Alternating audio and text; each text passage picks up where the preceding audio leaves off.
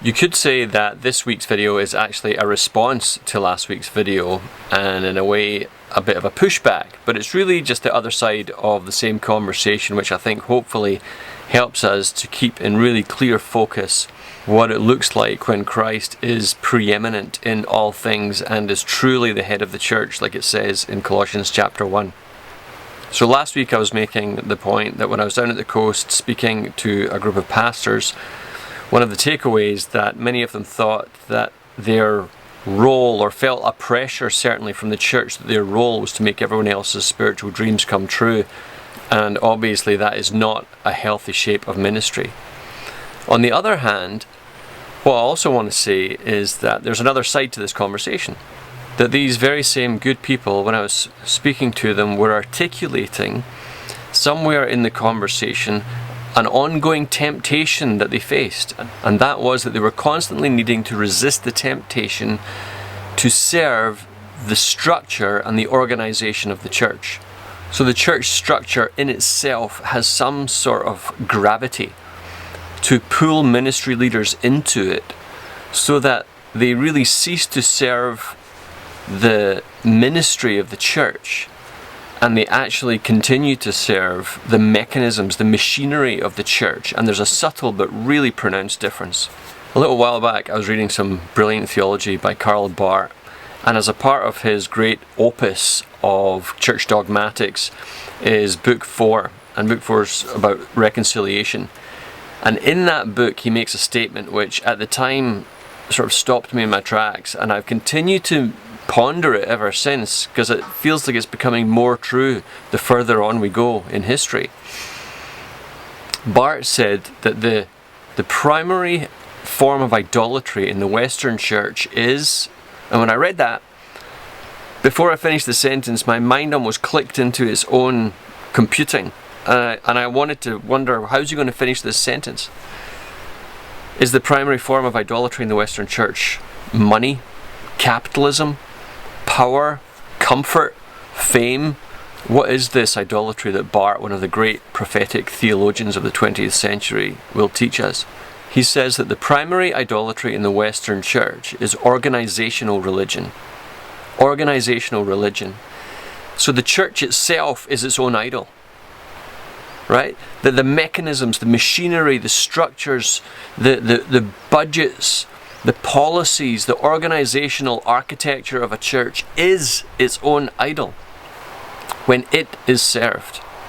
Now, what is an idol? An idol is something that you give loyalty to and serve before God. An idol is something that you run to when times are hard in order to find your shelter. An idol is something that preoccupies you at the expense of your complete loyalty to God. And so when you look at it that way, you could probably say that Barth was absolutely laser focused on the truth at that point. Because speaking from personal experience, I know what it's like inside a large, fast-moving organizational church. And yes, the actual systems do have a power and a gravity by themselves to pull you in to serve it somehow. And so all these pastors that I was talking to a few weeks ago, they are constantly having to resist that temptation. And it's subtle, but it's very real. And one of the consequences of it is that people in the church who love God and are deeply committed to the mission of the church and have a very focused set of gifts and passions, if their gifts and passions don't fit in to the ministry plan or the budget or the organizational goals, then they are left out, basically. They're left to flounder. If somebody or a family who are attending that church have different, you could say, theological priorities or passions, and if they don't fit into the theological priorities and passions of the church, then they too are just sort of left out in the cold. And so the organization itself becomes that which is served rather than the God of the church. It's like the 5-point plan can become that which sets the agenda rather than Christ himself.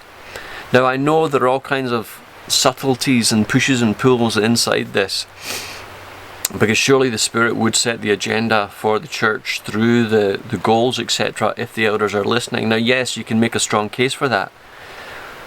But there is this ongoing temptation that people in ministry feel to, on one hand, serve all the whims of the congregation, and on the other hand, serve the organisation so loyally that the very people that they're seeking to serve are actually somehow ignored or disregarded in the process, especially if they don't fit into the organisation's priorities.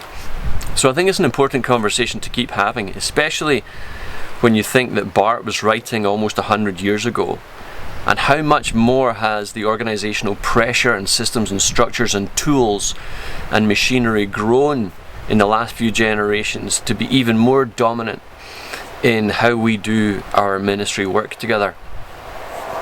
Now, yes, they've brought a lot of efficiency and they've brought a lot of organisational discipline. That's good. But at the same time, the price that may have been paid along the way is, you could say, it's the soft currency of people's hearts and souls. It's the serving and the giving, and it's really the kingdom of God which is somehow left, and the work of the church has to keep going. And there's a strange, almost contradictory tension there, which should not be, but it is. So, good for us to really ponder, what does it look like when Christ is the head of the church? What does it look like for elders and for pastors and ministry leaders to really listen and serve? What does it look like for them to be organised and have a plan, while at the same time not disregarding those who don't fit in to the organisation and the plan?